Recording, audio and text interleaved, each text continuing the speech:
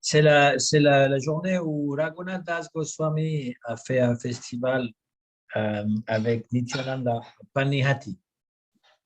Et il a distribué du riz et du yogourt à tous les Vaishnavas. Il y en avait tellement qu'il y en a même qui étaient obligés d'être dans le Gange. Ils ne pouvaient pas s'asseoir par terre. Et Nityananda, il a pris un petit peu dans chaque assiette, un petit peu de riz. Et personne ne savait ce qu'il faisait. Il avait ce geste avec la main, comme quoi il jetait du riz. Mais Raghunath Das Goswami, il voyait qu'en fait, Chaitanya Mahaprabhu était apparu et qu'il nourrissait Chaitanya Mahaprabhu. Ce qui veut dire que cette capacité de voir l'invisible, la présence invisible de Chaitanya ou du gourou est possible lorsqu'on a les yeux pour le faire. Alors, à défaut d'avoir les yeux, on peut ressentir la présence spirituelle du gourou ou du Mahabhagavat. En fait, Gurudev, il disait toujours que tous les acharyas dans notre lignée, vous pouvez les invoquer à travers des prières et ils vont vous répondre.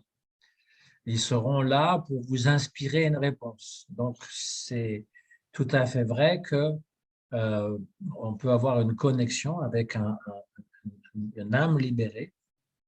Les chrétiens parlent de Jésus, mais c'est le même phénomène qui se produit avec le gourou authentique et tous les gourous dans notre lignée.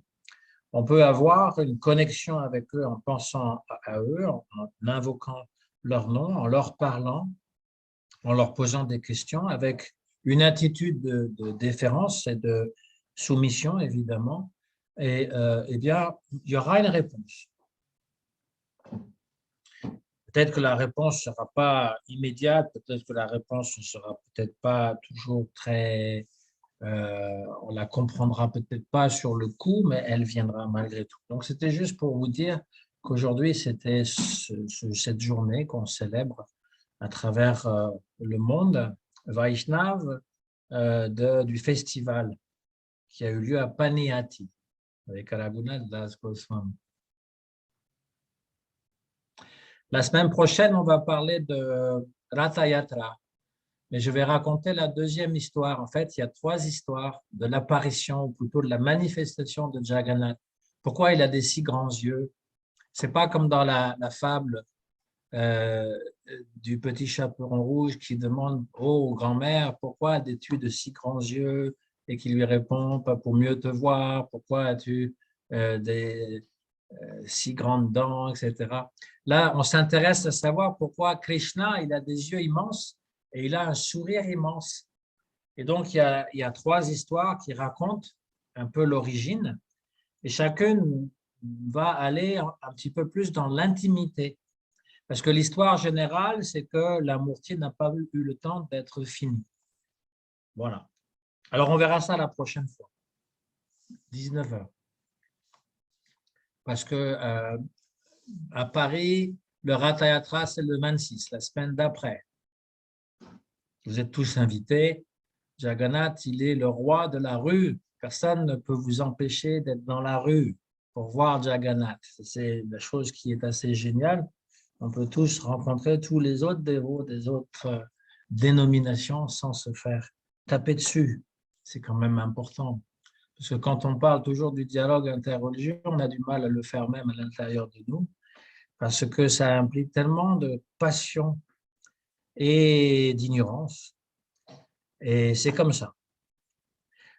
Alors, si on est prêt, on peut commencer avec la présentation du judaïsme rabbinique. Alors, on débute. Om Gyana Antimirandasya Gyananjana Shalakaya Shakshurumritam Yena Tasmai Shri Gurave Namaha Gaurave Gaurachandraya Radhikaye Tadaraye Krishna Bhaktaya Tad Bhaktaya Namo Namaha. Alors, ce qu'on appelle le judaïsme rabbinique ou le judaïsme moderne, c'est ce qui a donné suite, en fait, après la destruction du Second Temple. Donc, on avait vu la dernière fois un rapide survol de le judaïsme des Hébreux, on va dire, dans la Bible, Et là, le terme rabbinique qui fait rapport avec les rabbins, c'est issu d'une secte. Alors, quand je parle de secte, c'est pas pour dire un groupement religieux dangereux. Une secte, ça décrit un petit groupe de personnes qui pratiquent une religion. Voilà le mot traditionnel, la définition traditionnelle du mot secte. C'est un petit groupe. Et donc, au temps de Jésus, au 1er siècle de notre ère, il y avait au moins 4 courants dans le judaïsme, au moins. Les pharisiens, qui connaissaient donc la Torah écrite et qui la discutaient à l'infini, qui voulaient comprendre, ils étaient des gens très lettrés, on va dire. Il y avait les Sadducéens, c'était les prêtres dans le temple de Jérusalem. Les Esséniens, eux, vivaient en reclus, un peu comme des moines. Ils étaient célibataires, ils étaient végétariens, ils vivaient dans le désert et sur la forteresse de Massada, ils étaient réfugiés là aussi parce qu'ils considéraient le temple impur par les prêtres qui ont fait des concessions avec l'occupation romaine. Et donc, ils étaient en attente d'un Messie qui les libérerait du joug des Romains. Il y avait une attente, il y avait en fait l'attente de 2 messies pour les Esséniens, à savoir un messie qui serait d'ordre royal, politique, comme David, et un messie qui serait un prêtre et qu'il servirait parce qu'eux-mêmes étaient des prêtres. Alors voilà, ensuite il y a les zélotes. Les zélotes, ce sont ceux qui croyaient à la fin du monde, mais que Dieu tardait à faire venir, et donc ils voulaient prêter main forte à Dieu avec l'épée. Donc les zélotes, c'était la faction armée, on va dire, et quand on parle de Massada, la fameuse forteresse, elle était gardée contre les Romains par les zélotes, et il y avait des Esséniens qui s'étaient réfugiés là.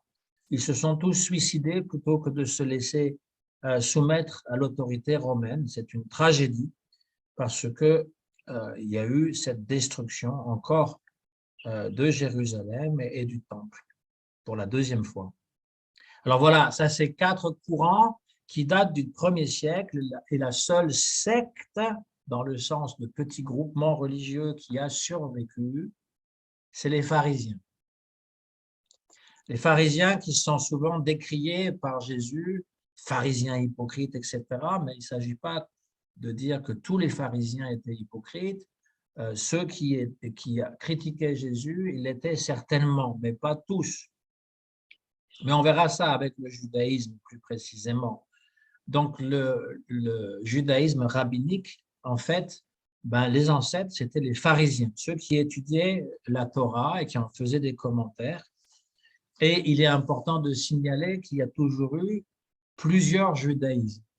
Il n'y a jamais eu un seul judaïsme, et ça vaut pour les autres religions, que ce soit le bouddhisme qu'on a vu brièvement, mais aussi le christianisme et l'islam. Il y a toujours plusieurs courants qui coexistent, dès le départ d'ailleurs.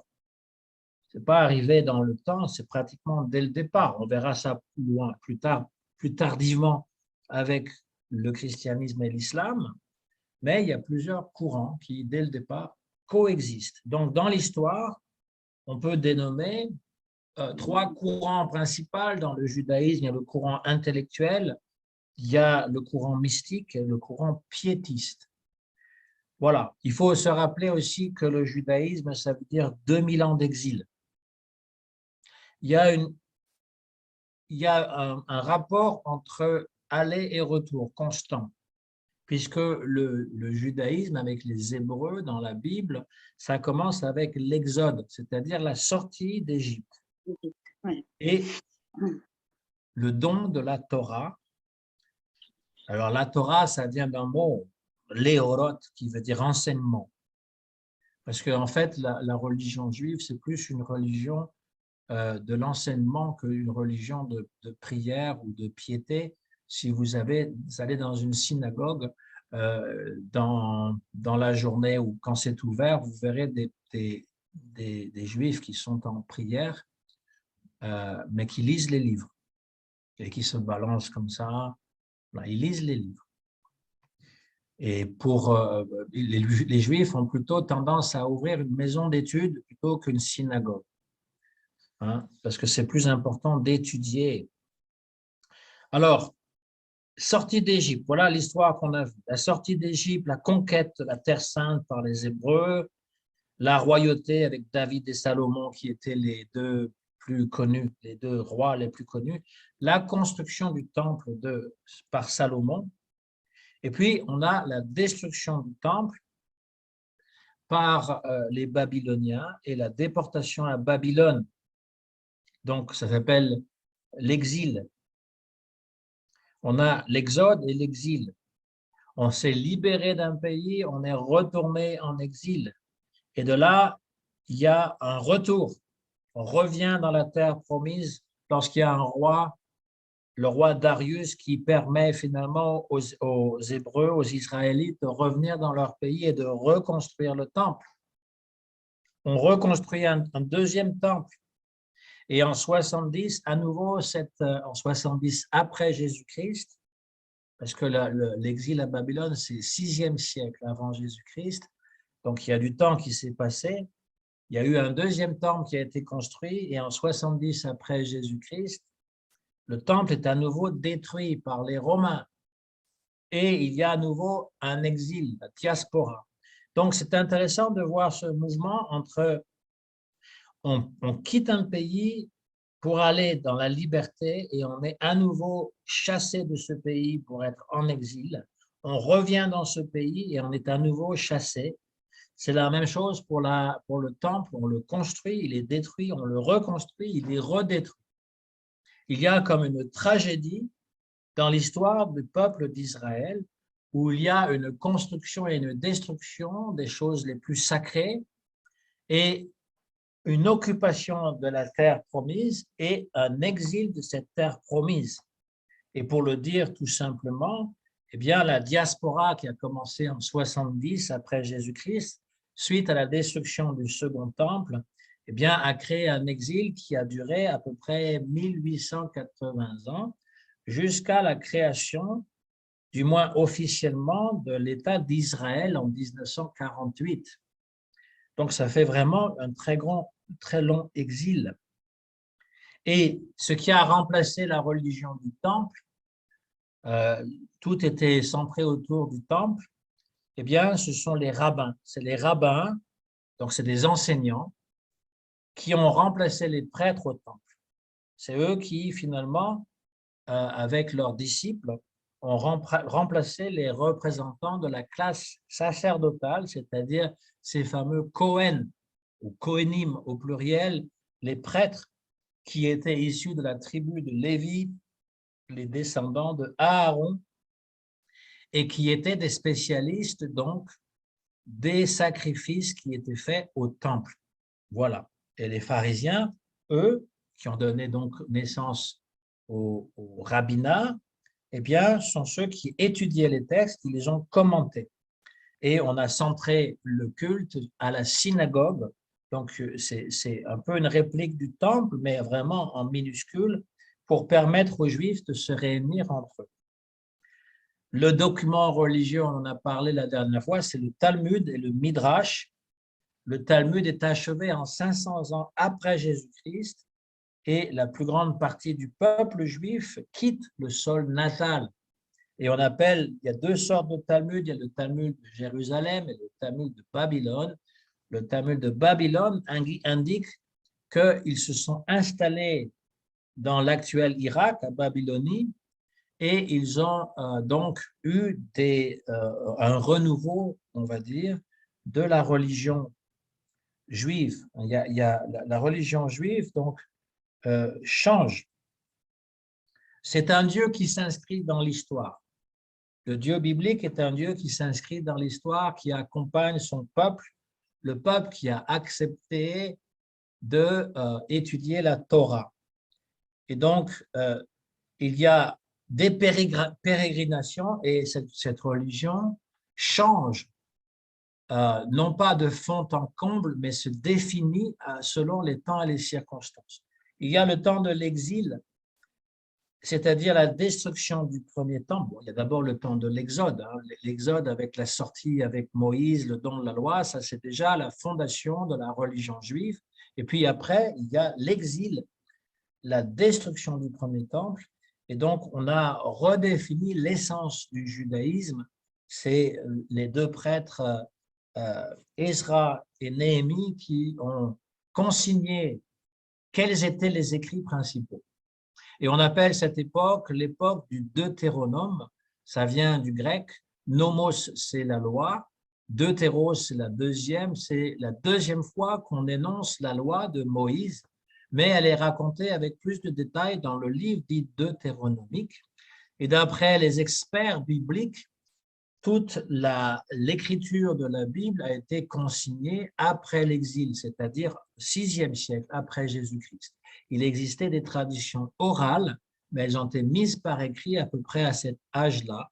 Et c'est pour ça qu'il y a des références à l'exil, même dans les textes de la Genèse. Hein, il y a un texte qui parle de Rachel qui pleure, hein, les enfants d'Israël qui sont déportés, n'est-ce pas? Parce que Rachel, le tombeau de Rachel, eh bien, il est à l'entrée de Bethléem, hein, et elle pleure les enfants déportés. Ça, c'est dans le livre de la Genèse. Et donc, il y a des références à l'exil et au retour en terre sainte. Et ça redéfinit la religion, ou plutôt, ça la définit.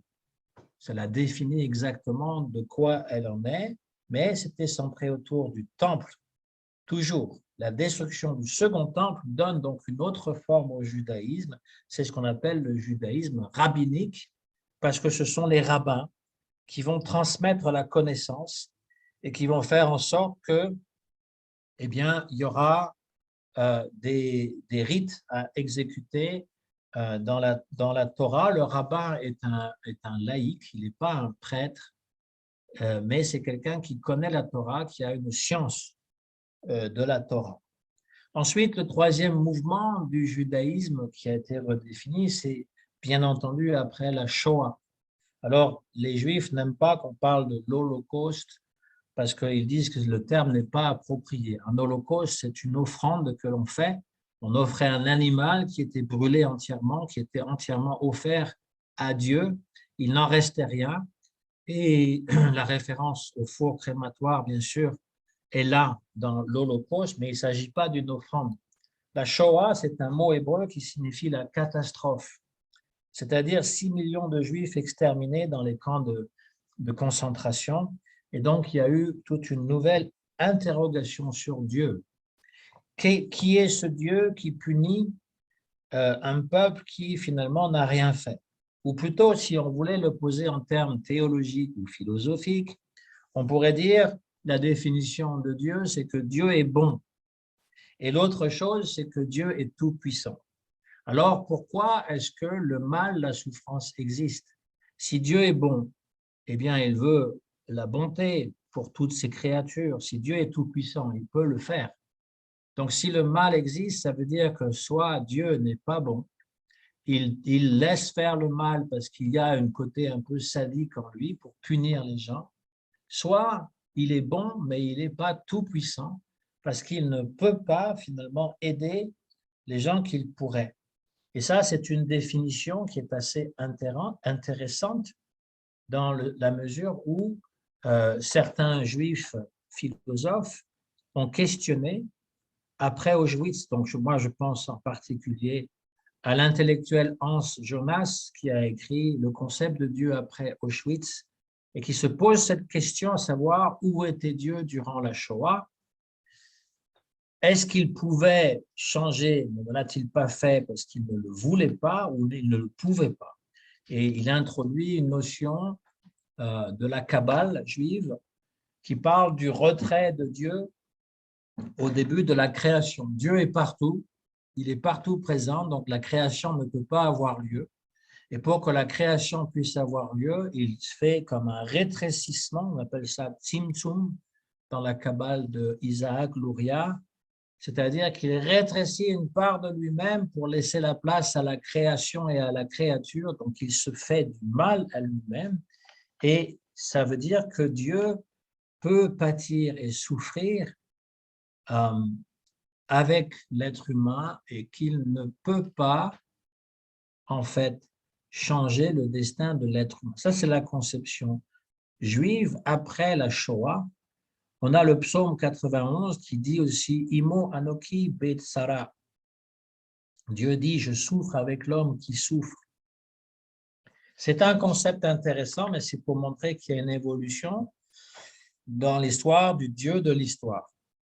Il y a aussi une réponse intellectuelle à un courant intellectuel dès le Moyen-Âge. On est au XIIe siècle, à Cordoue. Cordoue était l'endroit où finalement l'interreligieux était très présent à l'époque des Juifs.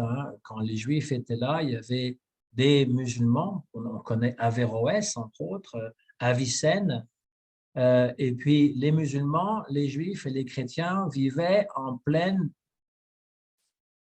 paix parfaite. Ça n'a pas duré, mais disons que le XIIe siècle était l'exemple d'un échange interreligieux possible. Et donc, il y a ce rabbin qu'on appelle Moshe ben Maimon, plus connu en français sous le nom de Moïse Maïmonide, et qui est mentionné dans la littérature juive comme le Rambam. C'est un acronyme. Et c'est un rabbin séfarade qui est donc né à Cordoue au XIIe siècle et qui est l'une des figures les plus éminentes parmi les autorités rabbiniques du Moyen-Âge, qui a écrit ce livre, Le Guide des égarés, où il montre en fait pourquoi il n'est pas devenu chrétien et pourquoi il voulait rester juif. Et la particularité de ce livre, c'est de défendre les deux attributs les plus importants de Dieu, à savoir l'unité et l'incorporité absolue. Dieu est un et il est absolument sans forme. Il ne peut pas être représenté. C'est les qualités essentielles de l'essence divine à ses yeux.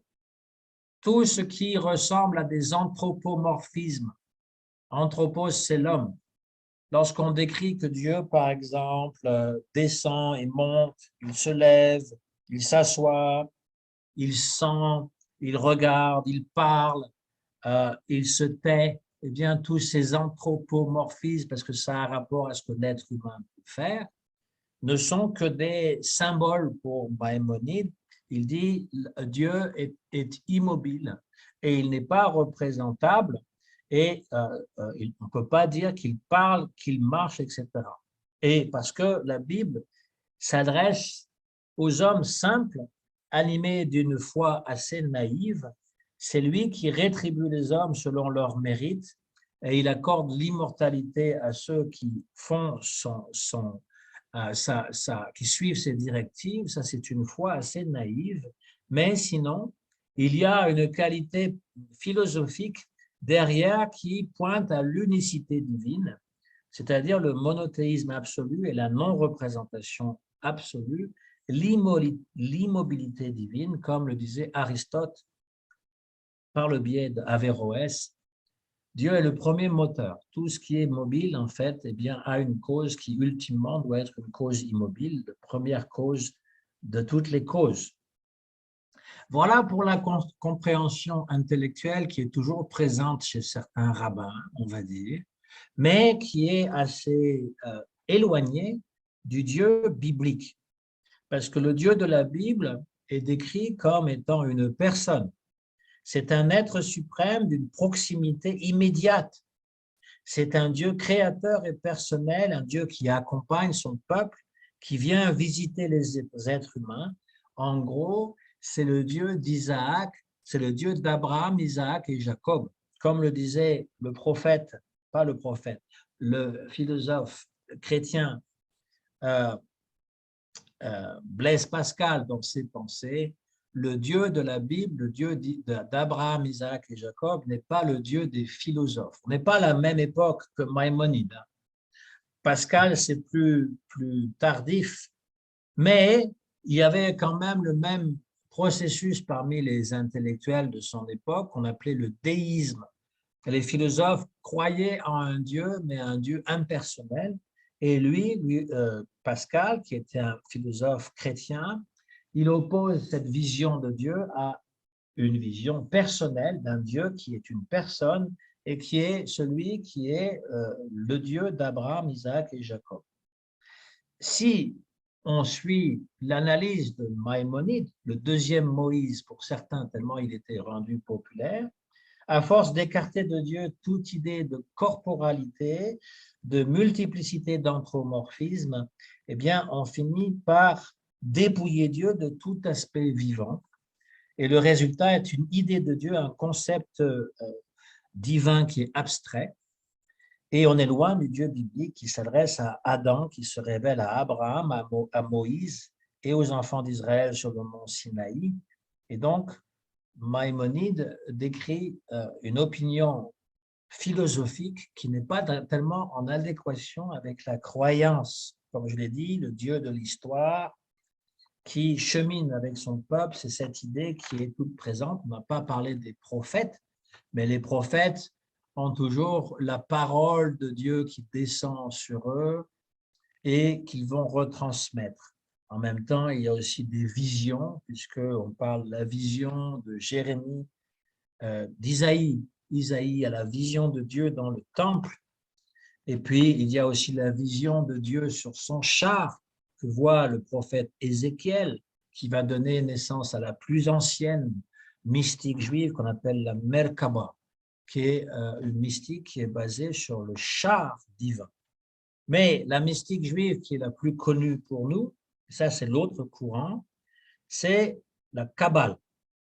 La Kabbalah, c'est au XIIIe siècle qu'apparaît le livre du Zohar, un texte fondamental dans la mystique juive, mais il faudra attendre le XVIe siècle, 3 siècles plus tard, pour que la Kabbalah soit vraiment bien définie par le fameux Isaac Luria.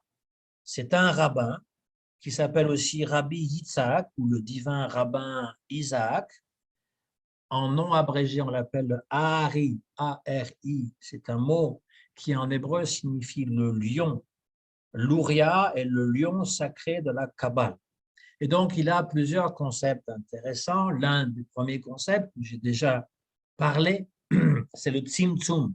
C'est le rétrécissement de Dieu pour permettre à la création d'exister.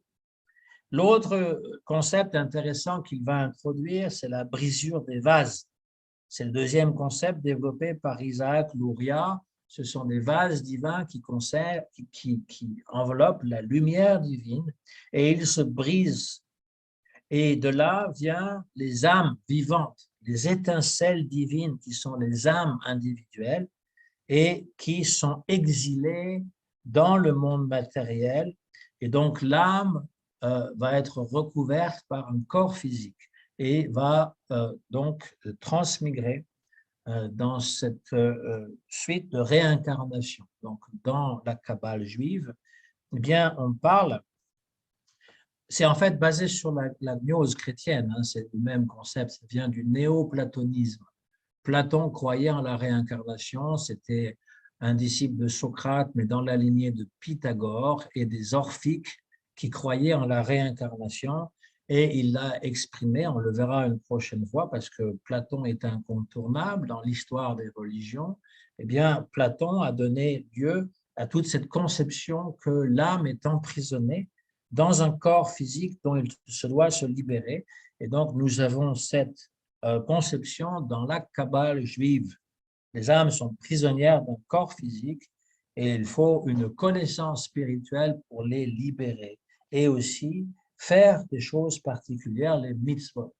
Alors, la Kabbale n'est pas quelque chose qui est rejeté par la communauté juive.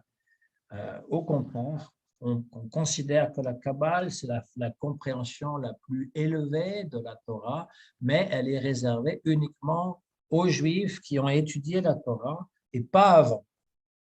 Il y a 5 niveaux de l'âme qu'on décrit dans la Kabbale. Parfois, on les réduit à 3. Les 3 premières, il y a le Nefesh. Le Nefesh, ça s'adresse à la conscience ça désigne un peu l'ego, les fonctions vitales. C'est ce qui est en connexion avec le corps. Le deuxième niveau de l'âme, c'est le roi. Le roi, c'est l'esprit. Quand un Dieu fabrique dans la Genèse, il prend de la boue et il souffle sur cette boue et ça devient une âme vivante. C'est le roi, c'est son esprit.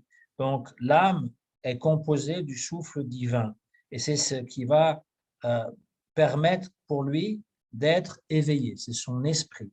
Le troisième grade de l'âme s'appelle Neshama. Hein, c'est le jeu, l'identité la plus personnelle, exclusive de la personne, c'est ce qui survit après la mort. Ensuite, il y a le Haya, la force vitale, c'est le véritable jeu, le véritable ego, et le Yehida, qui est l'unité qui représente l'âme ultime. Alors, qu'est-ce que ça veut dire? Ça veut dire qu'il y a des sens toujours profonds de l'identité. Qui suis-je? Qu'est-ce qui me définit? Est-ce que c'est mon métier? Est-ce que c'est mon sexe, mon espèce? Ça, c'est le nefesh. Ça, c'est l'ego qui est connecté avec le corps. Et lorsqu'on essaye de comprendre un petit peu plus, par exemple, comme Descartes, qui essaye de comprendre qui il est, qui arrive à cette conclusion, je pense, donc je suis l'esprit. Ça, c'est la conception supérieure, le ruach. Mais après, il y a Neshama, qui correspond donc à l'âme spirituelle. Et ensuite, il y a des niveaux encore plus élevés. Donc, la Kabbale nous donne un sens ésotérique qui se rapproche évidemment beaucoup des Upanishads et de la Bhagavad Gita, de tout ce que nous pouvons croire.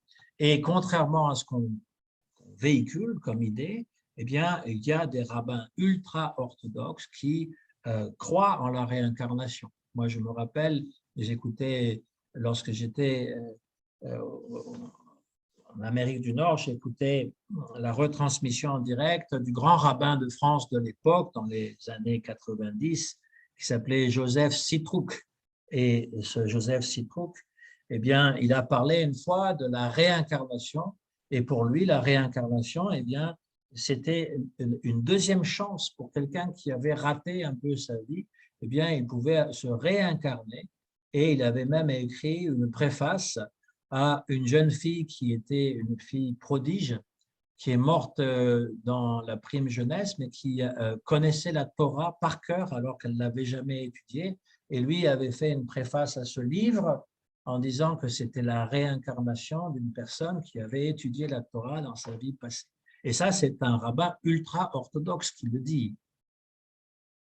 Et donc, et puis il y a eu aussi un autre rabbin ultra-orthodoxe dans les années 2000 qui avait fait un tollé en disant que les Juifs qui sont morts durant la Shoah étaient la réincarnation d'âmes pécheresses. Alors, ça a fait un tollé parce qu'évidemment, ça voulait dire qu'ils avaient mérité ce qu'ils avaient subi.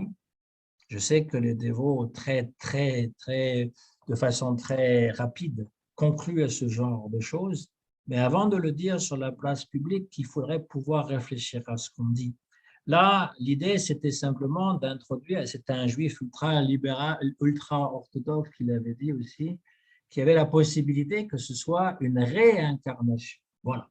Là, je clôt le chapitre parce que la Kabbale, en fait, eh bien, au XVIIe siècle, a fait un scandale avec un faux messie. Je m'appelle Zabbatai Sevi.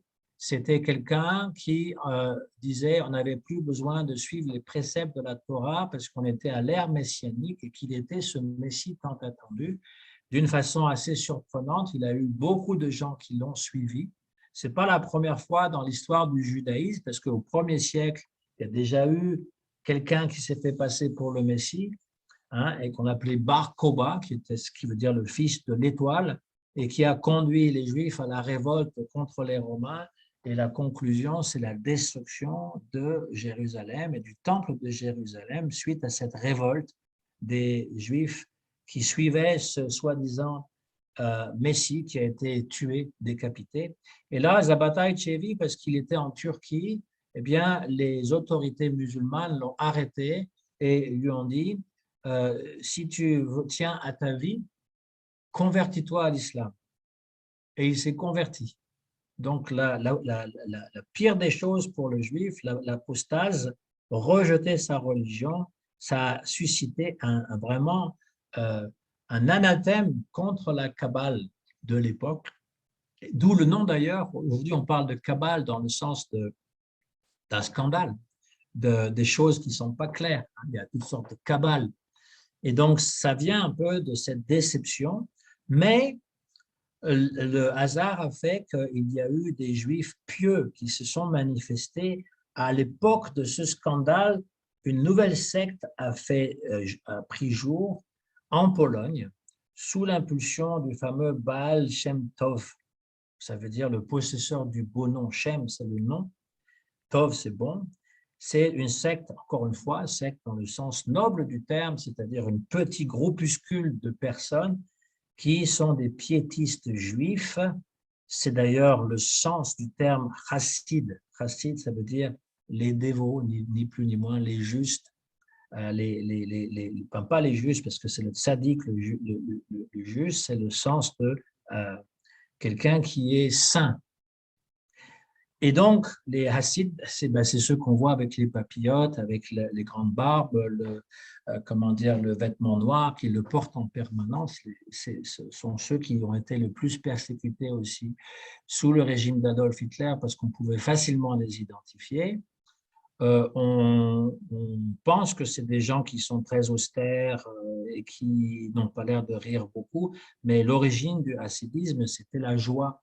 C'est-à-dire qu'on était possédé par le chant et la danse, et les gens dansaient de joie. Voilà. Alors, de l'extérieur, ça peut paraître un peu tristounet, mais originellement, c'était la joie, c'était un mouvement qui était basé sur le piétisme, mais qui avait un petit relent de mysticisme, mais pas aussi prononcé que la Kabbale. C'est plutôt un peu secret. Il faut vraiment faire partie de leur cercle. Après, il y a d'autres courants, on va dire. Il y a le courant de Martin Buber, Franz Rosenzweig, Moïse Mendelssohn, ça c'est plus moderne, etc. Je ne vais pas m'étendre là-dessus. Il y a le judaïsme libéral aussi. Le judaïsme libéral, donc c'est un peu comme dans le christianisme libéral aussi, on est juif, mais on ne va pas faire tous les rites qui sont prescrits, on ne va pas observer toutes les règles, c'est-à-dire la séparation entre hommes et femmes. Plusieurs juifs libéraux refusent la circoncision. Ils font un rite qui s'apparente un peu au baptême chrétien, mais qui n'implique plus donc couper le prépuce et avoir ce rite ancestral qui est si important pour les juifs et les musulmans. Et il y a des femmes rabbins. Donc ici en France, il y en a deux qui sont déjà connues, Pauline Bébé et Delphine Orvilleur, qui font partie du mouvement juif libéral et qui ont été ordonnées rabbines, je ne sais pas comment on dit, femmes rabbins, et qui ont écrit plusieurs livres. Alors comme c'est une exception, eh bien, elles sont souvent invitées au plateau de télévision et leurs livres sont massivement publiés, on va dire, mais c'est une des facettes du judaïsme qu'il peut être très piétiste, très identitaire, comme les hassides ou certains courants un peu fanatiques, on va dire, fermés, et il peut être très libéral, c'est-à-dire qu'on va s'adapter au monde moderne et on ne va pas s'enfermer dans des choses qui sont du passé. Il peut être très intellectuel. Ce que je sais, c'est que la plupart des rabbins sont des gens très instruits, donc ils apprennent l'hébreu et puis ils lisent en hébreu et ils ont des commentaires toujours très fins de leurs propres écritures. Voilà pour un peu l'histoire et le mouvement. Alors évidemment, il y a toutes sortes de détails, il y a toujours des choses un peu croustillantes. On connaît les blagues sur les juifs et les blagues juives surtout. Il y a aussi eu beaucoup d'incompréhension des juifs et la haine des juifs. Les juifs ont souvent joué le rôle de bouc émissaire, en Europe en tout cas. Il y a eu la Shoah, mais à travers toute notre histoire européenne, il y a eu des persécutions des juifs. Et encore aujourd'hui, eh bien, il y a des gens pour dire que les Juifs sont des gens qui sont cupides, avares, c'est eux qui contrôlent toute la finance du monde, c'est eux qui ont un plan pour pouvoir s'emparer du pouvoir, qui tirent toutes les ficelles, avec des noms comme Rothschild et puis bon, beaucoup de personnes qui finalement ont beaucoup d'argent. C'est malheureusement aussi un cliché qui est véhiculé par certains dévots qui m'a toujours choqué profondément parce que je veux bien comprendre que notre Srila Prabhupada a attiré beaucoup de personnes américaines qui étaient d'origine juive et qui ont eu des postes de leaders importantes et que par la déception de leur agir, eh bien, on a pu plaquer sur eux le fait qu'ils étaient juifs, mais on aurait tout aussi pu dire qu'ils étaient américains, qu'ils avaient cette ambition américaine de contrôler. Le judaïsme, et les juifs en particulier, pour moi, ne sont pas plus mauvais que les autres. Voilà, je trouve que c'est vraiment un cliché de dire que l'origine du mal vient des juifs et que la Shoah aurait été inventée, il n'y aurait pas eu 6 millions, enfin tout cet négationnisme qui, dans la bouche des dévots et de même de certains sannyasis que je connais, je trouve profondément choquant parce que c'est vraiment un préjugé et c'est la haine qui est véhiculée parce qu'on raconte un peu n'importe quoi. Oui, ils mangent de la viande, d'accord. Mais s'il faut déclarer la guerre à tous les mangeurs de viande, je pense qu'on a perdu notre combat en partant parce que c'est comme ça. Nous, on est une minorité et on essaye de faire en sorte de vivre en harmonie avec les autres. Donc, les Juifs, pour moi, ne sont pas pires que les autres et cette haine du Juif est vraiment comme une ignorance profonde des vrais enjeux qui se passent dans le monde. Ce n'est pas eux qui contrôlent toute la finance. Ce n'est pas vrai. C'est les Chinois, c'est même l'homme le plus riche du monde est un Indien. Ce n'est pas eux qui contrôlent toute la finance. Ils ont une intelligence qui fait qu'ils occupent souvent des fonctions dans la finance ou même dans le domaine des arts, à Hollywood, etc. Mais de dire qu'ils sont partout, je vous invite à voir ce film qui s'appelle « Ils sont partout », justement, et qui attaque, c'est un film récent, hein, il y a plusieurs juifs là-dedans, c'est assez humoristique, mais qui montre un petit peu ces préjugés stupides qui continuent à être véhiculés. Et c'est oublier que ces gens ont énormément souffert. De dire simplement c'est leur karma, moi je trouve que c'est un peu expéditif parce qu'on n'en sait rien. La raison pour laquelle il y a des gens qui souffrent, on le voit dans le monde aujourd'hui, de dire à ces gens c'est votre karma, c'est un peu comme si on leur disait c'est bien fait pour vous, vous l'avez mérité. Mais nous, on n'est pas Dieu pour savoir qu'est-ce qui se passe exactement. On peut être aussi exposé à des souffrances et ce n'est pas le fait de savoir que c'est notre karma qui va nous satisfaire, c'est le fait de savoir qu'on est dans le monde matériel et que le monde matériel est toujours compliqué et rempli de souffrances, à mon avis. Voilà, pour ça, on pourra y revenir lors des questions, etc. Je termine juste avec les pratiques quotidiennes des Juifs, qu'on appelle les mitzvot, les actes pieux, n'est-ce pas, ce qu'on a mal traduit par la loi avec un grand L, parce que lorsqu'on a traduit la Bible hébraïque en grec, et c'est les Juifs eux-mêmes qui l'ont fait, 70 personnes qui ont traduit simultanément la Bible et qui sont arrivées avec les mêmes traductions. C'est pour ça qu'on a appelé cette traduction grecque la Septante. C'est le vieux mot français, on le dit encore en Belgique, hein, 70 ou 90. On ne disait pas 70, on disait 70. Donc la Septante, l'édition biblique Septante, ça veut dire 70 sages qui ont traduit en grec. Et dans le grec, lorsqu'il s'agissait de mitzvot, eh bien, on a traduit par nomos, un singulier, qui veut dire la loi. Et donc, du coup, après, Paul va reprendre ce concept en disant la loi, comme si finalement les Juifs observent des préceptes légaux compliqués. Mais il ne s'agit pas de loi dans le sens juridique. Il s'agit en fait des mitzvot, c'est-à-dire les actes pieux. Alors, il y en a 613, mais en fait, ils n'en suivent pas 613 parce que plus que la moitié était en fait tourné vers le temple de Jérusalem et ce temple n'existe plus. Donc, il n'y a plus de sacrifices animaux, il n'y a plus non plus d'office dans le temple, il y a la synagogue. Alors, parmi les plus importantes mitzvot, au singulier mitzvah, croire en Dieu.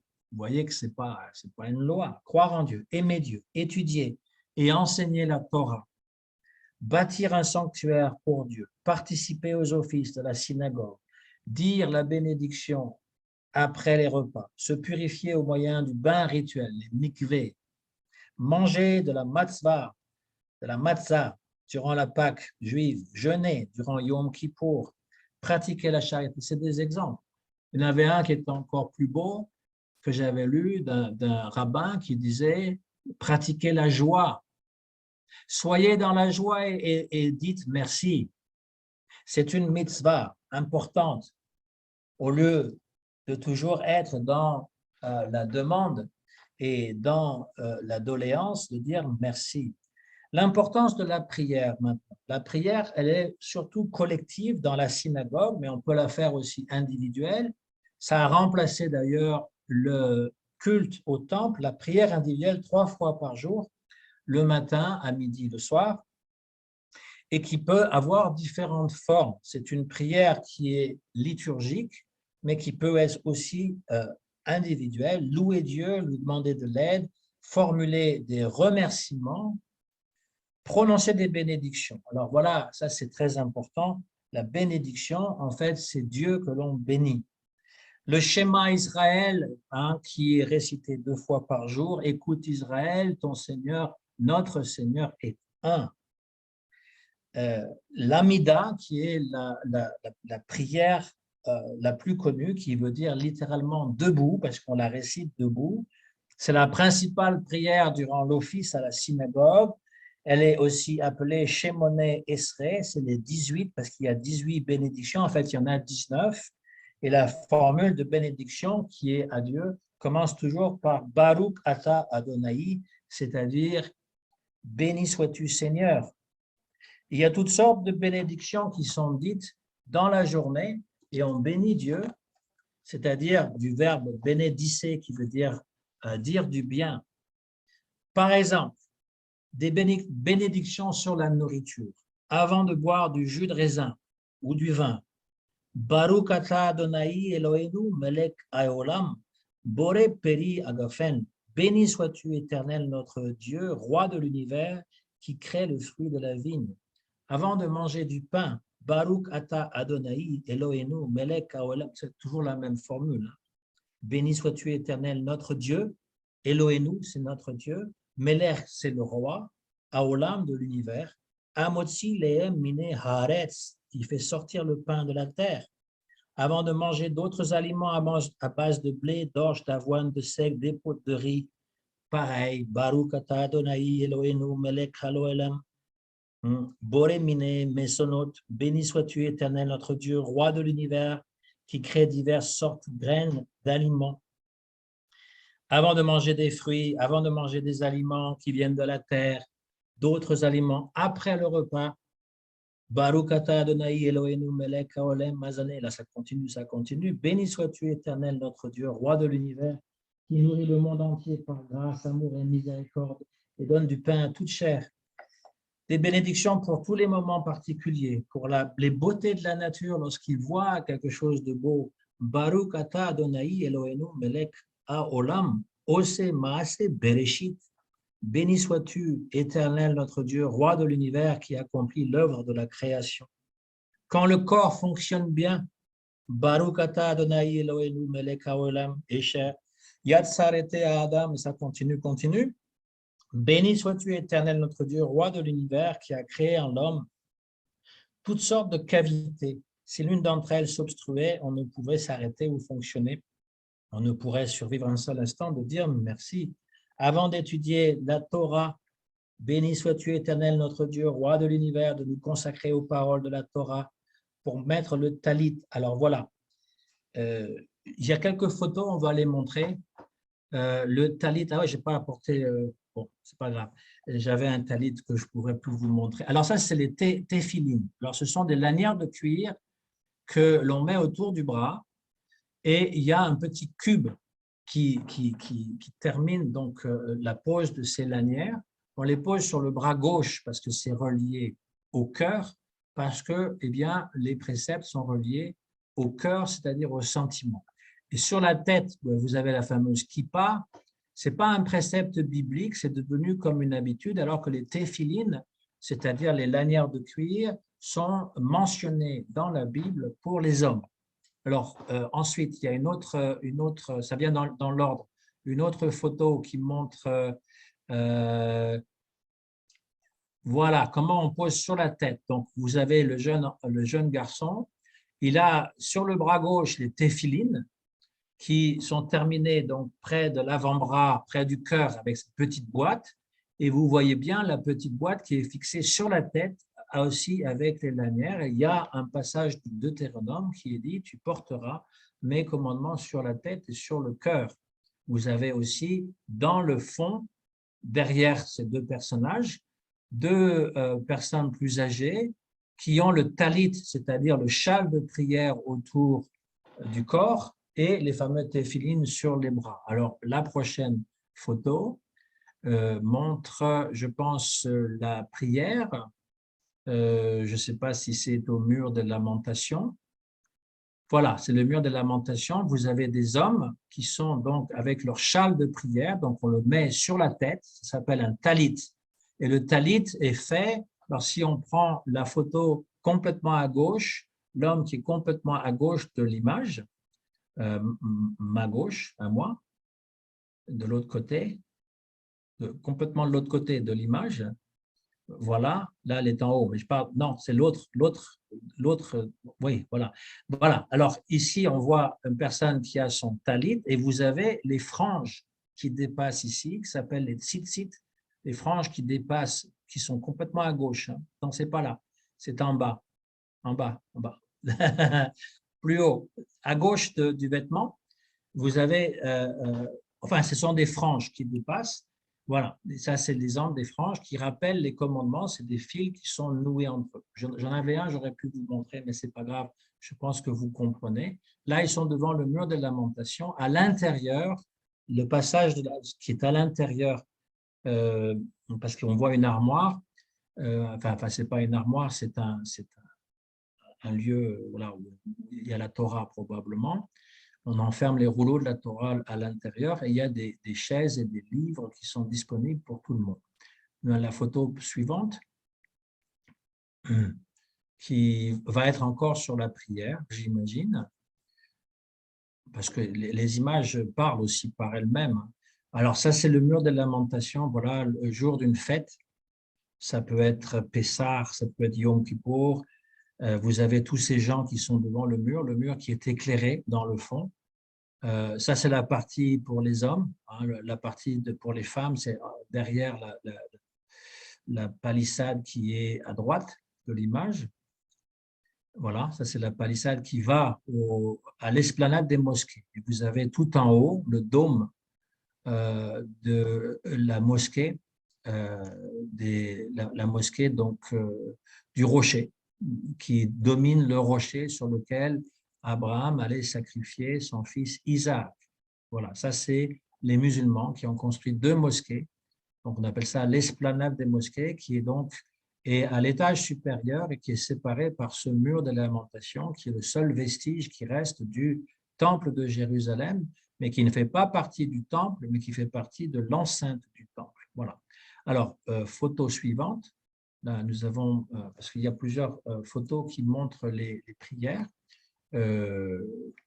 Voilà, donc ici, vous avez justement les chassides avec les papillotes et puis le chapeau, la barbe, le manteau noir et qui est collé donc sur le mur, qui prie avec intensité parce que l'un des préceptes dans la religion juive, c'est parce que c'est des mots qui sont appris, on répète toujours les mêmes prières, c'est la même chose dans l'islam, mais il faut les dire avec conscience, avec concentration, sinon ils ne sont pas vraiment reçus comme prière. Donc là, on voit avec une intensité comment lui, il prie sur ce mur de lamentation, pas nécessairement, il ne se lamente pas nécessairement, mais il prie avec intensité.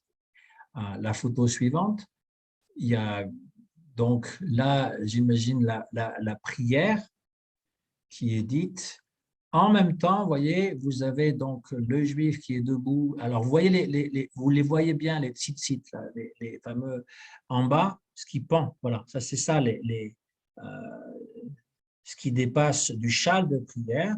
L'homme porte donc le téphiline sur la tête. Il a un livre de prière et à côté de lui, qui a enlevé ses chaussures, qui va se prosterner, c'est un musulman. On est à Jérusalem et on peut avoir donc un juif et un musulman qui prient côte à côte, ça ne pose pas de problème. C'est loin d'être le cliché où finalement juifs et musulmans se détestent. Il arrive des moments où il y a évidemment des frictions, mais dans la vie quotidienne, en fait, eh bien, on trouve ce spectacle, on le trouve, voilà, pas fréquemment, mais on le trouve. Ensuite, prochaine photo, ça va être, je pense, la prière toujours, mais là, du coup, elle est avec un cardinal. Nous sommes devant le mur des lamentations, donc vous avez un chrétien et un juif qui prient de façon différente, hein, parce que la prière chrétienne est une prière plus spontanée, à part le Notre Père, qui d'ailleurs est calqué sur une prière juive qu'on appelle le Kaddish, qui est la glorification de Dieu le Père qui viendra établir son royaume sur la terre, et un juif qui prie donc dans ses prières traditionnelles. La prochaine photo va montrer aussi quelqu'un en prière, et un juif en prière, un rabbin avec une grande barbe, avec les fameux téphilines donc sur la tête, et avec un groupe de Sikhs. On est peut-être au Pakistan ou en Inde, et donc les Sikhs, c'est une religion qui a pris des éléments de l'islam et des éléments de l'hindouisme. Donc, ils croient en la réincarnation, ils croient en un Dieu unique qui est irreprésentable, mais ils acceptent aussi l'idée d'avatar. Voilà, donc ici, un juif qui est en prière intime cette fois-ci, parce qu'on voit bien la main dans la main avec les Sikhs. Je pense que c'est tout pour ce qui concerne les prières dans les photos. C'était pour vous montrer qu'il y a possibilité de faire ces prières et de se retrouver de façon interreligieuse, parce que la prière, c'est l'expression du cœur. La plupart des prières dans les religions, même en Inde ou dans le bouddhisme, sont des prières qui sont stéréotypées, c'est-à-dire qu'il y a des mots très précis. Mais il y a des prières qui peuvent être aussi spontanées, qu'on peut prier, invoquer la divinité selon notre propre élan du cœur. En tout cas, c'est ce que font les grands saints lorsqu'ils récitent des textes, de la poésie ou des chants qu'ils ont composés. C'est un cri du cœur et on peut le faire aussi éventuellement. Mais il y a aussi des prières qui sont comme instituées, qui sont donc stéréotypés dans le sens de toujours les mêmes, pas dans le sens péjoratif du terme. Les psaumes sont des prières qui sont des prières collectives et des prières individuelles pour toutes sortes de raisons, pour toutes sortes d'occasions dans la vie, la joie, la peine, la douleur, la demande d'aide, le désespoir, la rébellion contre Dieu même des fois, la demande de détruire l'ennemi. Il y a même des mots très très durs, mais les psaumes sont essentiellement des prières. Voilà. Alors voilà pour la présentation du judaïsme rabbinique, encore une fois schématiquement, très englobante, on va dire, mais c'est pour donner une idée de cette religion qui perdure, une religion qui ne convertit pas, mais on peut le comprendre parce qu'il y a eu 2000 ans de persécution. Au 1er siècle de notre ère, il y avait des païens qui se convertissaient au judaïsme, mais depuis la diaspora et les persécutions, en particulier par les chrétiens, eh bien, les Juifs ont décidé de ne convertir personne. On peut se convertir, mais il faut vraiment faire un effort personnel. Eux ne vont pas avoir l'esprit missionnaire pour essayer de faire des adeptes, comme les chrétiens le font, comme les musulmans le font, comme les dévots le font. Eux, non. Ça reste une religion qui est assez centrée sur elle-même. Voilà. Alors, des commentaires, des questions, c'est le moment. Bah, moi, j'ai beaucoup apprécié quand je suis allé en Israël il y a quelques années et on avait participé dans l'hôtel. C'était un all inclusive et il y avait la fête de Shabbat. Alors, il y avait pas de pratiques, certainement, il y avait des pratiques religieuses dans les synagogues, mais bon, il y avait un festin qui était offert et tout le monde était là, les juifs, les musulmans, et tout le monde s'entendait. C'était très festif, très joyeux en fait, hein. Ça m'a surpris parce que, comme tu dis, il y a beaucoup de clichés, etc. Mais en fait, bah, ils s'entendaient pas mal et puis C'est ça, c'était assez. Hein? c'est ça. C'est C'est ça, qu'en ça m'a. fait, c'est qu'en fait, quand tu vas là-bas, en règle générale, les habitants s'entendent bien entre eux. Ouais. Ouais, on avait des conducteurs de taxi qui étaient palestiniens, d'autres, on passait les checkpoints, quand on rentrait, on sortait. Mais en général, moi, je me suis senti à l'aise là-bas. J'avais pas peur de toute cette, bon, ces conflits hein, qui peuvent exister. Hein. On avait même un hôtel où, si on allait un peu loin, on avait la Jordanie parce que c'était la mer Noire. Il y avait même des mines avec des, tu sais, des têtes de Ouais, mort, mettre des des trucs mines. comme ça. J'allais chanter mes tours, puis tout à coup, je commence à voir des têtes de mort sur des panneaux. Alors, je fais demi-tour et puis je reviens à l'hôtel. Je dis, bah, oh là, c'était craignos. Mais dans ce Non, c'est pour festival, empêcher les gens. C'est pour empêcher les gens ouais, pour empêcher des gens d'aller là-bas. Et ce d'aller moment-là, là-bas ou les Jordaniens de traverser. Ils ont un endroit où ils peuvent venir en Israël, voilà, ouais, c'est ça, ouais. mais pas par là. Voilà. Et quand ils ne peuvent pas traverser en bateau, parce que c'est comment dire, la mer morte, qu'on appelle ça, c'est une mer de sel. D'ailleurs, si on se baigne dedans, il faut faire très attention parce qu'on peut se brûler les yeux. Hein. Il y a toujours des robinets à proximité. Voilà. Et nous, notre fille, elle était indienne sous Mangalore. Il y avait les petits Israéliens qui étaient là, qui sont venus la chercher. Ils avaient leur kippa pour jouer, pour danser. Et c'était très festif. On a beaucoup. C'était une semaine. On a vraiment apprécié notre séjour. Et rencontrer des choses qui étaient un peu différentes et sortir des clichés quelquefois qu'on a eu en Europe, hein, parce que c'est vrai que moi je trouve que c'est un peuple qui a souffert, hein, c'est le fait de s'en prendre à eux comme moi ça me révolte un peu hein, de savoir ces choses-là, parce que bon, au Moyen Âge ils ont créé les banques, bon bah voilà c'était une nécessité, etc. Puis ils avaient l'intelligence pour faire ça, pour garder l'argent des seigneurs. Ça se passait en Suisse ou à Lyon, je sais plus l'histoire en fait. Mais Mais c'est aussi le phénomène du bouc émissaire. ouais C'est-à-dire, voilà.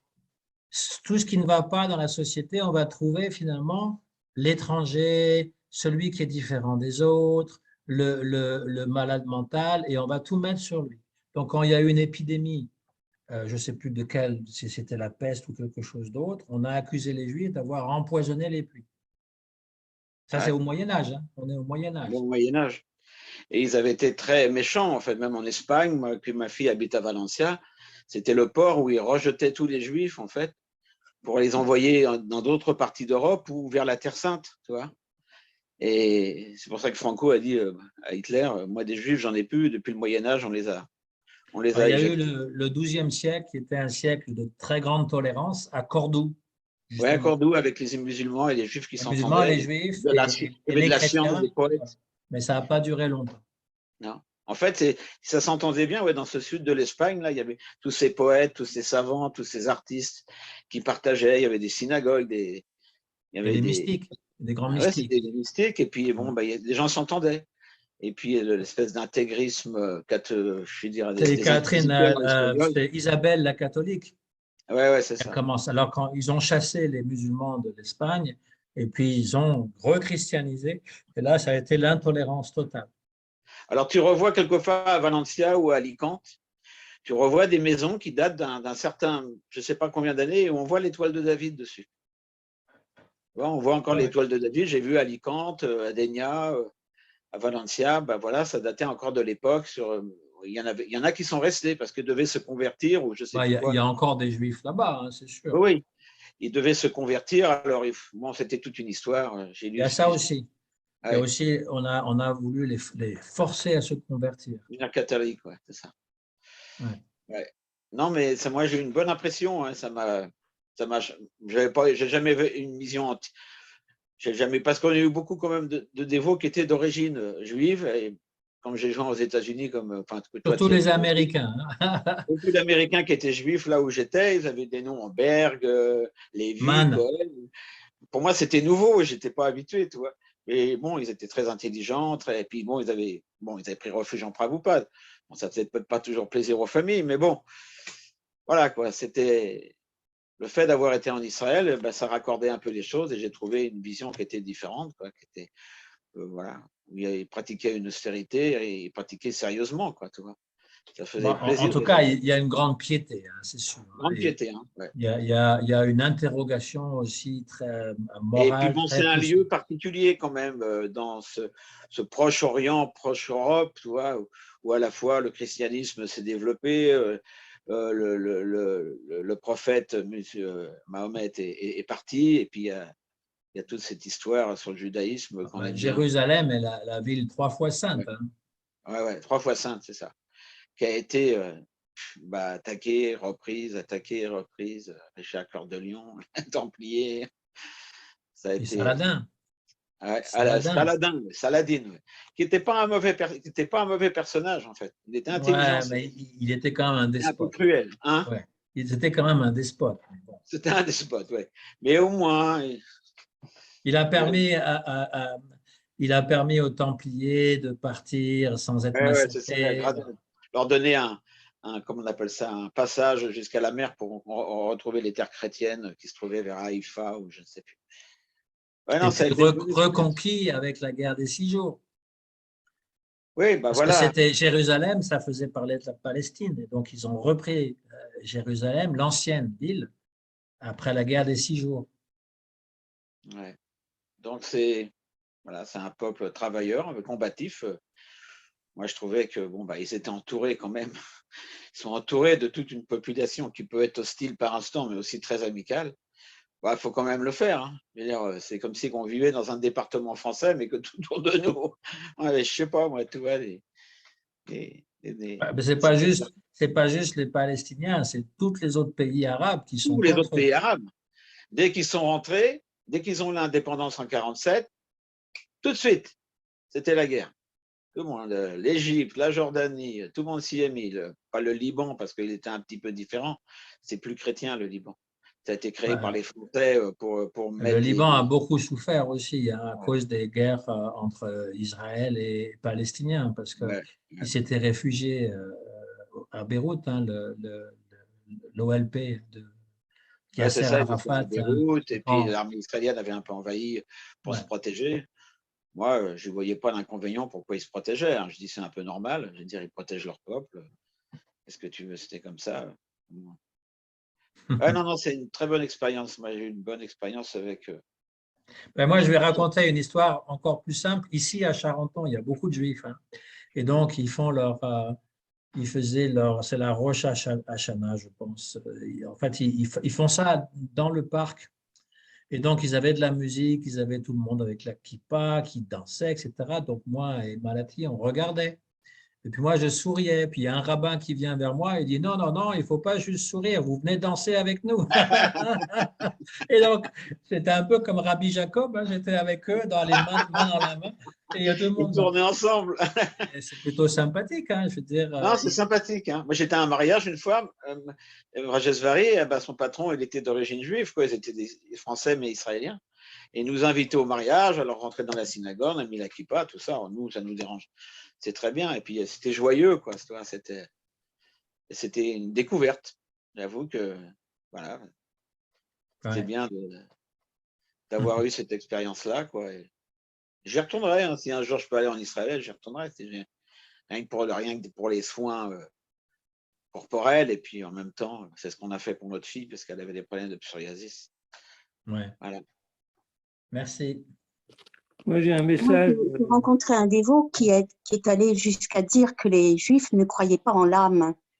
Et ça m'a complètement bouleversée parce que je suis d'origine juive et j'avais pas assez de connaissances pour lui répondre. Mais ça m'a complètement, ça m'a perturbée, j'avoue. Et de vous entendre parler ce soir des différentes stades de l'âme chez les Juifs, ça m'a beaucoup réconfortée, en fait. Alors, ça vient du courant ésotérique et mystique qui s'appelle la Kabbalah, hein. Mhm. Voilà. D'accord. Mais les Juifs croient qu'on est un ensemble entre l'âme, l'esprit, le corps, effectivement. Voilà.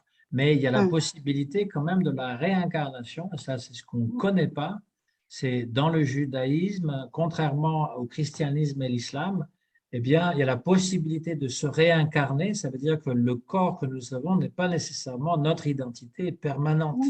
Voilà. Oui, tout à fait. Mais l'âme, en fait, la notion d'âme, ça vient déjà de la Bible. D'accord. Alors, les dévots, comme toute autre personne croyante, parfois sont très zélés à défendre leur foi au détriment de celle des autres. Moi, je ne suis pas du tout du type à suivre toutes les voies. Ce n'est pas du tout ça que je préconise, parce qu'on ne peut pas être un jour musulman, un jour juif, un jour chrétien. Ce n'est pas possible. Il faut choisir sa voie, celle avec laquelle on est bien.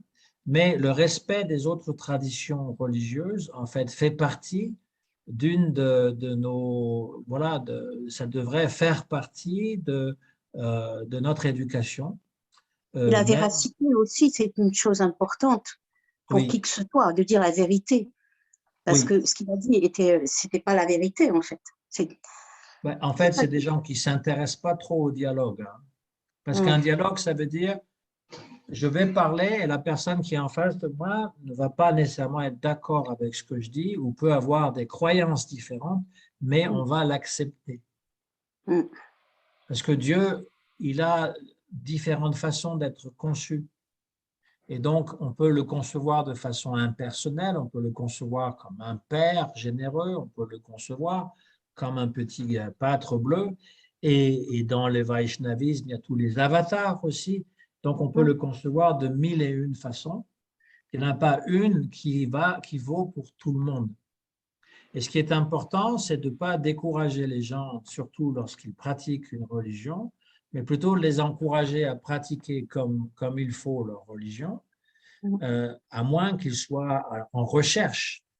À ce moment-là, on peut donc leur parler de ce que nous croyons. Voilà, ça c'est une autre chose, mais d'avoir un argument pour savoir qui finalement est le meilleur, ça va nulle part. Et après, de prêcher cela en disant nous avons la meilleure religion, mais tous les gens religieux le disent à propos de leur religion. Et ça ne permet pas le dialogue. Ce qui m'a toujours fasciné, c'est de dire s'il y a un Dieu, on est d'accord qu'il y a un Dieu monothéiste, etc. Pourquoi il y a autant de religions? Voilà, c'est ce qui m'a intéressé au départ, pour étudier les religions non seulement de façon livresque, mais aussi dans la pratique, c'est-à-dire d'aller visiter les gens, de participer à leurs offices. Voilà, moi aussi, j'étais invité par un rabbin pour faire le Shabbat et je lui avais dit que j'étais végétarien et sa femme a préparé entièrement végétarien pour toute la famille, pour tout ça. Donc, c'est sympathique. C'est-à-dire qu'ils ont pris en compte, voilà, sans me poser de questions d'ailleurs. Donc, ce sont les choses qu'il faut aussi considérer, parce que nous vivons autour de gens qui sont différents de nous. On n'est pas obligé de vivre avec eux de façon permanente, mais quand on les côtoie, on peut être courtois, on peut être aussi respectueux. Et pour peu que quelqu'un suive une religion, parce que Prabhupada a dit à plusieurs reprises, la différence entre l'être humain et l'animal, c'est que l'être humain a une religion. Donc la religion, c'est le propre de l'être humain. Et donc, si quelqu'un appelle Allahu Akbar, c'est pour ça que j'aime bien Jérusalem, parce qu'on se promène dans la rue, on entend l'appel à la prière de la mosquée, mais on voit aussi les juifs ultra-orthodoxes et autres, et on voit différents chrétiens, les chrétiens orthodoxes, on voit les chrétiens catholiques, et donc c'est un melting pot de toutes ces religions dans un seul endroit. C'est la même chose lorsqu'on va dans les lieux saints en Inde, à Bénarès ou même à Vrindavan, vous avez toutes sortes de différentes pratiques. Et à Vrindavan, c'est intéressant, j'ai un petit livre qui marque les différents tilaks, parce qu'il y a toutes sortes de tilaks. Il y a le gros tilak comme ça, il y a celui qui a quelque chose de rouge. Et donc, chaque tilak correspond à une sampradaya particulière, à une lignée particulière, ce qui veut dire qu'ils sont tous Vaishnavas, mais qu'ils ont des façons de faire qui sont un petit peu différentes des nôtres. Et ça ne veut pas dire qu'ils ont tort et nous, on a raison. Ça veut dire que c'est leur voie et nous sommes dans notre voie parce que ça correspond à une attente. En général, les gens restent avec leur religion qui était la religion de leur enfance, mais pour des questions d'affinité, eh bien, on a la possibilité de choisir une autre religion, mais une fois qu'on l'a trouvée, on ne l'abandonne pas. Mais ça ne veut pas dire qu'on manque de respect pour les autres, parce que pour moi, voilà. Merci. Tout à fait d'accord. Shalom. Shalom. Shalom. Oui, qui veut parler? Oui, Moi, je veux parler. Ah, allez. Excuse-moi, Krishna Bhakti, excuse-moi. Alors, Tu commences? Vas-y, Krishna Bhakti, parle. Non, ça va. Si quelqu'un d'autre veut parler, c'est bien. J'aime bien écouter aussi, en fait. Moi, j'aurais juste une question, Prakasotma. oui. Le pays d'Israël, comme tu as parlé au début, je pensais qu'il était beaucoup plus ancien et non en 1948. Mais c'était à l'époque de Jésus. Jésus-Christ, le pays d'Israël. Oui, en fait, c'est l'État d'Israël qui est de 1948. C'est un État qu'on a construit. Avant, il s'appelait, c'était la Judée, en fait. Il y avait Israël qui était au nord et la Judée. Donc, les 10 tribus, il y a 12 tribus de Jacob qui a été nommé aussi Israël, 10 qui vivaient au nord, qui était le royaume d'Israël, et 2 tribus, la tribu de Juda et de Benjamin, qui vivaient dans le sud. Donc le sud, ça comprend Jérusalem, Bethléem, voilà, ça c'est le sud d'Israël. Et les 10 tribus ont été délocalisées par l'envahisseur assyrien, et après avec les troupes de Nabuchodonosor, eh bien, aussi le royaume de Juda. Et donc, les habitants de Juda, on les appelle les Judéens, ce qui a donné naissance au mot juif, Yuhadim. Et Israël était le nom donc, qui était donné pour la partie nord du pays. Ça, c'est au VIe siècle, avant Jésus-Christ. Et lorsque donc, on vivait dans le pays qu'on avait appelé probablement Israël, mais quand les Romains ont chassé les fanatiques religieux après la révolte des Zélotes en 70 et qu'ils ont détruit le temple, ils ont mis la statue de Jupiter dans le temple de Jérusalem et ils ont rebaptisé la ville et le pays en l'appelant Palestine. Le mot Palestine vient du mot philistin, qui étaient les ennemis du peuple d'Israël, le peuple de la côte. Donc, lorsque pendant 2000 ans, le pays s'est appelé Palestine. Et c'est après, avec l'accord avec l'ONU, lorsqu'on a séparé la Palestine en deux, eh bien, qu'on a créé l'État d'Israël en 1948. Voilà pour l'histoire. C'est un pays laïque, hein. Ce n'est pas construit par la religion, contrairement à ce que certains disent. Ce n'est pas les ultra-orthodoxes qui voulaient l'État d'Israël. Il y en a beaucoup qui s'y sont opposés parce qu'ils préfèrent avoir la paix. Mais après la Shoah, l'ONU s'est sentie un peu coupable en disant qu'est-ce qu'on va faire avec ces gens qui n'ont pas de patrie, qui sont des apatrides, il faut leur trouver un lieu. On a pensé aux États-Unis et finalement, puisqu'il y avait un mouvement sioniste qui datait déjà de plusieurs décennies, eh bien, ils ont opté pour diviser en deux le pays. Donc, ce n'était pas la totalité, mais immédiatement, il y a eu une guerre, les Palestiniens, voilà, qui s'est soldée par la défaite des Palestiniens. Il y a eu encore d'autres soulèvements, donc le fameux guerre des 8 jours, et ils ont perdu encore davantage. C'est que les Juifs, après la Shoah, étaient très combatifs.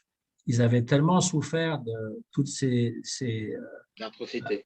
Oui, et donc ils disaient jamais plus on va nous traiter comme ça, quoi. Donc c'est un pays qui s'est construit un petit peu avec cet esprit, non, nous allons nous créer notre nation, etc.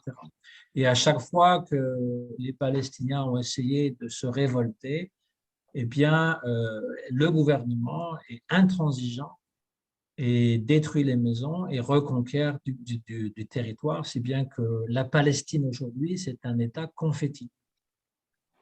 Le plus proche qu'ils sont passés d'un accord, c'était avec l'accord d'Oslo dans les années 90 avec Yasser Arafat mais ça s'est soldé par un assassinat et à nouveau des révoltes. Bon, c'est un peu catastrophique pour les Palestiniens, c'est vrai. C'est vrai que c'est catastrophique. C'est l'histoire, malheureusement. Mais ce n'est pas les Juifs. Il ne faut pas mélanger tout. Il ne faut pas dire les Juifs contre les Palestiniens. C'est l'État d'Israël, c'est le gouvernement d'Israël qui souvent a, comment dire, une ligne dure et intransigeante contre toute forme de terrorisme, des bombes qui explosent dans les… Voilà, ils veulent donc, quand ils ont encerclé, enfermé Bethléem, qu'ils ont mis ces checkpoints, eh bien, c'est la manière la plus pacifiste qu'ils ont trouvée parce qu'ils voulaient utiliser la manière forte et ceux qui sont plus modérés ont dit on va créer ces postes frontières qui sont vraiment comme des prisons pour les Palestiniens parce que c'est difficile de rentrer et de sortir rapidement, quoi. Mais c'est à cause des problèmes, c'est parce qu'il y a une guerre qui est toujours à l'état larvé, qui se manifeste des fois par des bombes ou des tirs de mortier qui viennent de Gaza ou encore du Liban. Voilà, c'est un problème qui semble ne pas être sur le point d'être résolu. Oui? Merci, Prakashata. Merci. Oui, allez, Krishna. Autre chose? Bhakti. Krishna Bhakti? Bhakti. Et il y a Jai Bhakti aussi. J'ai appelé ma… Hare Krishna. Oui, merci. C'est Jai Bhakti qui parle? Qui Non, parle? c'est Krishna. Krishna Bhakti. Lequel des Moi, je Bhakti? disais merci. Lequel des Bhakti? Alors, Krishna Bhakti. Vas-y. Krishna Bhakti. Oui, j'ai appelé ma mère d'origine polonaise, ashkénaze, je l'ai appelée, quand elle a décédé, je l'ai appelée Mère Courage. Et en ce qui concerne les femmes, alors je vais très vite, on voit que dans les synagogues, comme celles que j'ai fréquentées assez souvent à Avignon, on voit que les femmes sont au premier étage, il y a cette séparation des hommes et des femmes. Alors, sur cette question de la femme, je ne sais pas si tu vas pouvoir, je le dis rapidement, on voit dans les évangiles l'épisode de la femme adultère et la question de la lapidation. Alors, cette question de la lapidation, évidemment, dans le judaïsme rabbinique, comme tu dis, moderne, évidemment qu'il y a bien longtemps qu'on a arrêté ces pratiques. Et or, à l'époque de Jésus, apparemment, ça avait l'air d'être en pratique. Or, c'est quand même un peu étonnant. Je voudrais ton analyse rapide, enfin, on va dire, puisqu'on est en fin d'émission, on va dire, sachant que les patriarches, on connaît le terme des patriarches, mais les matriarches, on connaît moins. J'entends par là Sarah, Rebecca, Rachel, Noémie, enfin, toutes les saintes, enfin, les matriarches du judaïsme. Alors, comment ça se fait comment tu peux analyser le fait que, d'un côté, avec toutes ces matriarches qui ont quand même, pour la femme, dans le judaïsme, fait beaucoup, on va dire, parce qu'ils ont eu des révélations importantes dans la tradition juive. Et donc, comment ça se fait qu'apparemment, ces pratiques de lapidation, apparemment, avait lieu, voilà, à cette époque, il y a 2000 ans, quoi. Parce que là, ces prophètes que je parle, ces matriarches, c'est entre 600 et 800 avant Jésus-Christ, donc apparemment, si mes informations sont bonnes. Comment tu analyses ça, en fait, ça pas… Les matriarches, comme tu dis, elles ont une égale importance avec les patriarches, parce que sans les femmes, il n'y aurait pas eu les 12 tribus d'Israël. Et l'un des lieux de pèlerinage les plus sacrés en Israël, c'est le tombeau de Rachel. Voilà. Comme je l'ai dit. C'est-à-dire qu'elle est la mère du peuple juif. Donc, il y a d'un côté cette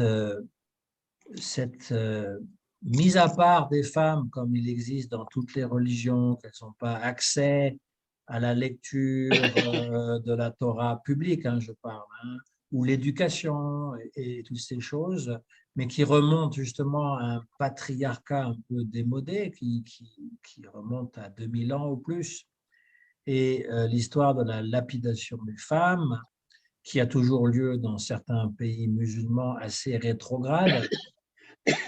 Et au niveau psychanalyste, c'est justement la peur de la femme, c'est-à-dire qu'elle possède une puissance, celle de mettre au monde, entre autres, qui est celle justement de mettre au monde aussi des enfants qui ne nous appartiennent pas, parce qu'il y a toujours cette incertitude de savoir si finalement l'enfant qu'on a eu est réellement le sien ou celui de quelqu'un d'autre. C'est pour ça que seule la femme le sait réellement. Et c'est pour ça aussi qu'on a décidé qu'on est juif par la mère et non pas par le père. Mais ceci étant dit, l'histoire de la femme adultère, alors moi, ça me fait toujours penser à la chanson de Brassens qui dit « Ne jetez pas la pierre à la femme adultère, je suis derrière, je suis derrière ».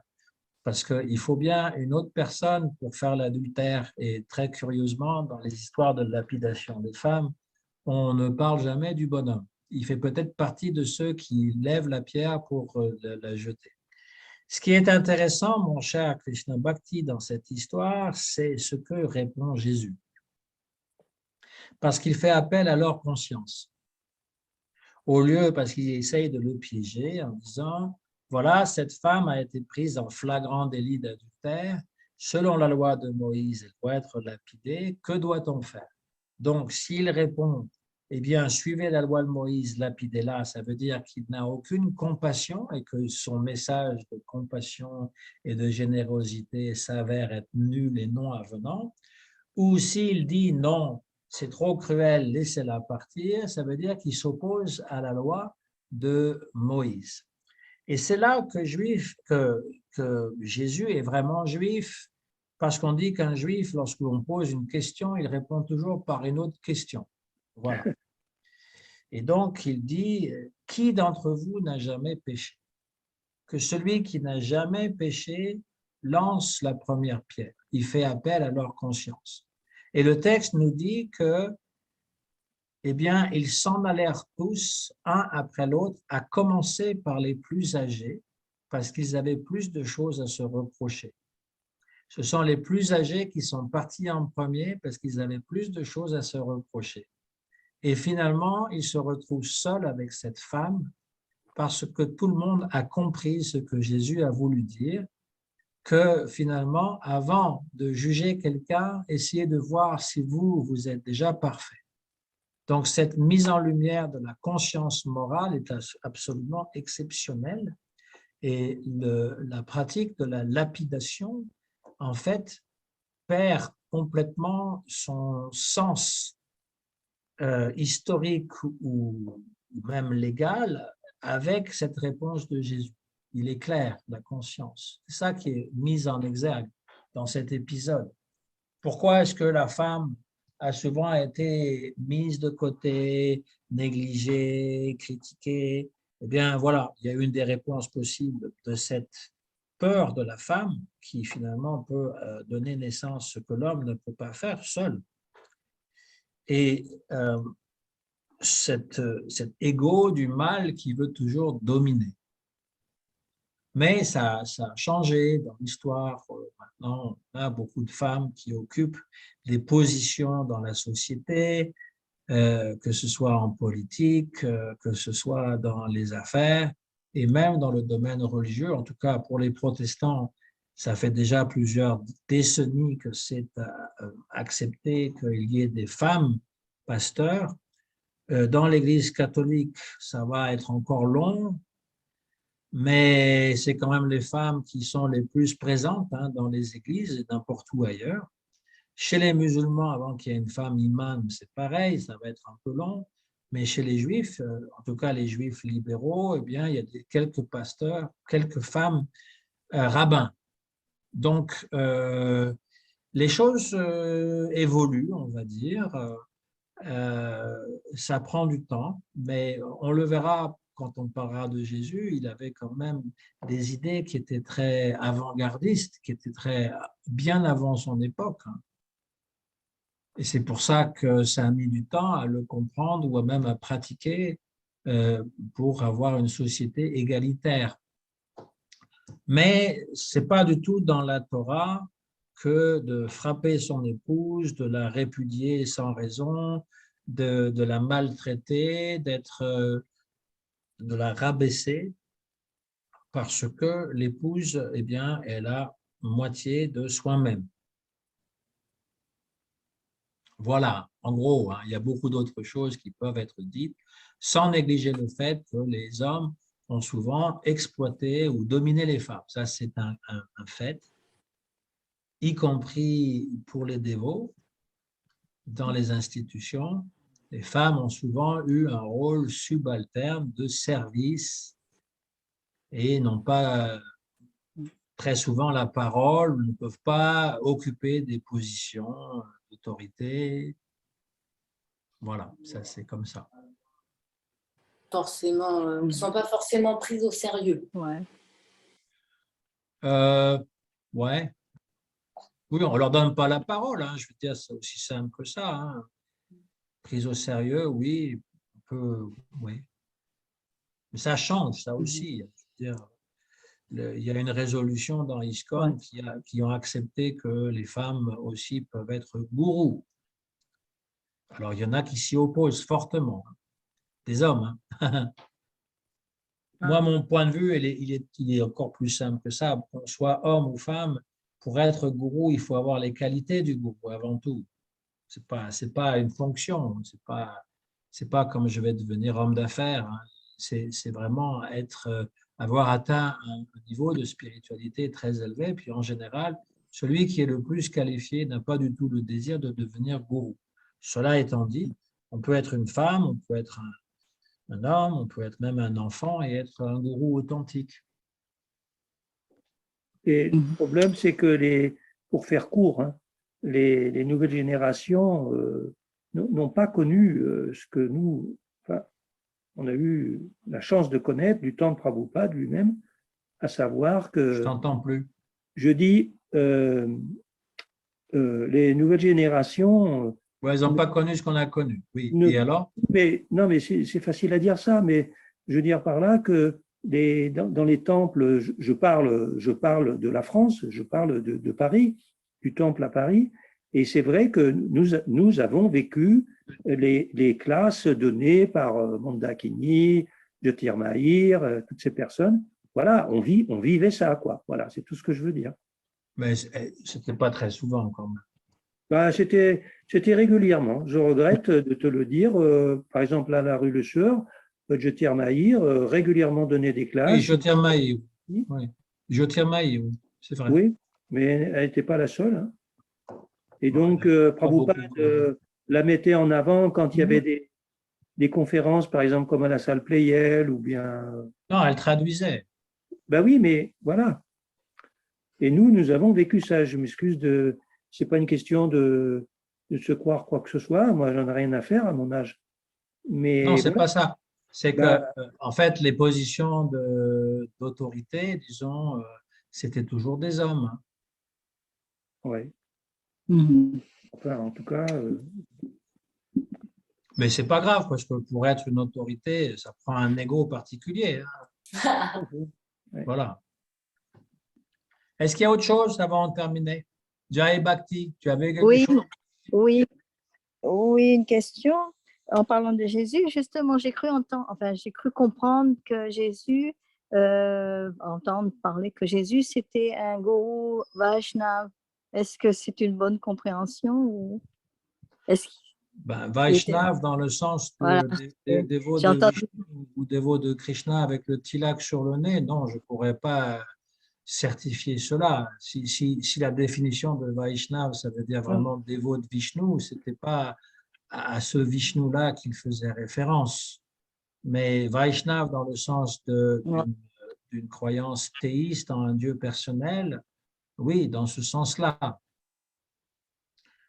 Voilà, il ne faut pas non plus faire de Jésus un dévot de Krishna déguisé, quoi. C'est un petit peu… Enfin, voilà, c'est un peu… prendre des raccourcis, on va dire. Parce que des fois, on voit l'image de Jésus, par rapport au-dessus, il y a l'image de Krishna, et il prêchait ça, mais d'après ce qu'on a des prêches de Jésus, il ne prêche pas Krishna qui joue de la flûte. Voilà, ce n'est pas vraiment ça. Mais Vaishnav, dans le sens qu'il pense qu'il y a un Dieu personnel qui s'occupe de nous et avec qui on peut avoir une relation d'amour, oui, ça, oui.